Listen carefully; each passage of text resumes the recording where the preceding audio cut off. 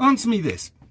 If you had the means to defend yourself, and it just seemed like everybody was heading in your direction, you used to have a safe space around the outside of your property, between you and your neighbours you didn't get on with. But that space has been eroded. Now they're right up to your door and they're still threatening you. What would you do?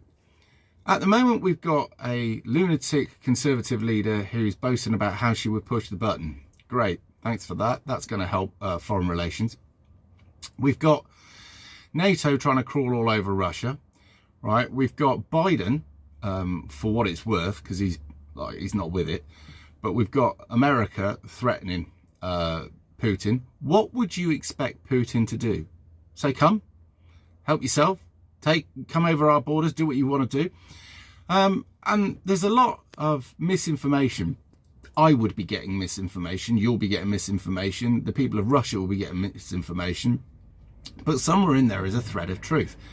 Now, it's useful for us in the West to make out that somebody is the boogeyman, because there's a lot of money to be made in the boogeyman.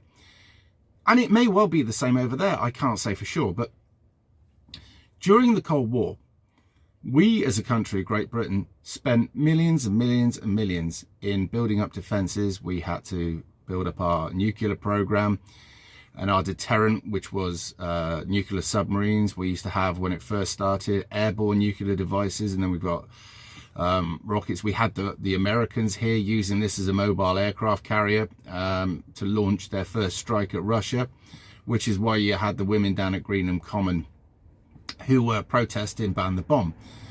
I have to say, I felt sorry for Oppenheimer. He was the man that made this weapon as a deterrent to further wars, and then the moment he saw this thing used, he said, I have become deaf, and never really got over that. Nuclear weapons are a thing that we wish we'd never invented, much like many of the diseases, but they are invented and they're very much there. Now, we've come to the brink of nuclear oblivion. When the first time that I'm aware of this was under JFK's reign, when he went off against Khrushchev, and literally it came down to 24 hours. There were people that went home Friday that hugged their work colleagues because they thought they'd never see them again. There were people that were going to work wondering whether they'd come home that night or whether they would be nuked into the middle of nowhere. And it was lucky because there was a listening device that had been placed all over the ocean at the time by America called SOSUS. And it was because of SOSUS that they managed to force the submarine from the Russians to the surface, and that started to bring things to a head. But there was also back channels. I think that this is being ramped up because we will end up having the Russians now. I mean, this is a Cold War, whether you like it or not, I believe it is. And I think that there will be stupid sums of money spent on defence against the Russians. And the Russians will have to do the same. Now, bear in mind, the last Cold War bankrupted America and Russia. But except Russia admitted that it was bankrupt and the Americans never did.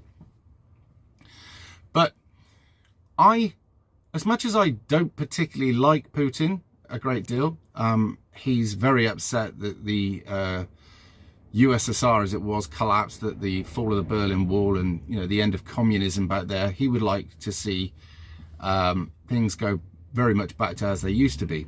However, as much as I don't like him, I don't like Biden, I don't like our governments. Now, if you want to look, historically speaking, at how many places the Russians have been and fucked up and caused drama and overturned governments, rigged elections, coup d'etats, crop burning, and numerous other things around the globe. If you want to have a look at that and then look at how many things that we've been involved in with the Americans, and when I name the country, I don't call out the people of that country, I call out the governments, just so we're clear on this one. But when you look at how many bad things that, say for instance, NATO or say for instance, Great Britain and America have done around the globe, we're the bad guys. And that's a really upsetting thing to think, because we'd like to think as people we've got great values and morals and ethics, generally speaking. And we were brought up to believe that the Russians weren't like this.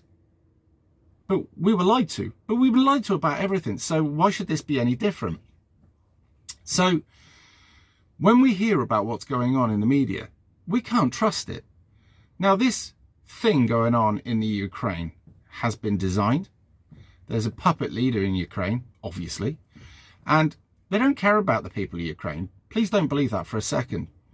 I think that Putin cares about quite a lot of the people within the Ukraine, but I don't think for a second Zelensky actually really gives a shit about his people. I certainly don't think Liz Truss does, to which I'm going to do a video on that actually in a minute, about what she thinks about us. So I'll do that.